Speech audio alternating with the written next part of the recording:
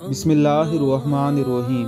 हज़रत अबू सईद खुदरी रज़ी अल्लाह ताला अन्हु ने बयान किया कि नबी अकरम सल्लल्लाहु अलैहि वसल्लम ने फरमाया कि अल्लाह ताला क़यामत के दिन फरमाएगा, ए आदम अलैहिस्सलातु वस्सलाम अर्ज़ करेंगे, मैं अताअत के लिए हाजिर हूँ, मुस्तैद हूँ, सारी भलाइयाँ सिर्फ तेरे ही हाथ में हैं।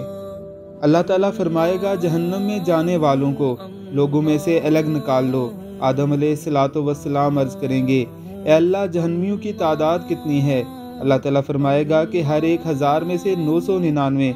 इस वक्त की होलनाकी और वहशत से बच्चे बूढ़े हो जाएंगे और हामला औरत अपना हमल गिरा देगी। उस वक्त तुम खौफ और दहशत से लोगों को मदहोशी के आलम में देखोगे, हालांकि वो बेहोश ना होंगे, लेकिन अल्लाह रब्बुल इज़्ज़त का अजाब बड़ा ही सख्त होगा। सहाबा ने अर्ज़ किया, या रसूलल्लाह सल्लल्लाहु अलैहि वसल्लम, वो एक शख्स हम में से कौन होगा? नबी अकरम सल्लल्लाहु अलैहि वसल्लम ने फरमाया कि तुम्हें बशारत हो, वो एक आदमी तुम में से होगा और 1000 दोज़खी याजूज माजूज की कौम में से होंगे। फिर नबी करीम सल्लल्लाहु अलैहि वसल्लम ने फरमाया, उस ज़ात की कसम जिसके हाथ में मेरी जान है, मुझे उम्मीद है कि तुम तमाम जन्नत वालों के 1/3 होगे।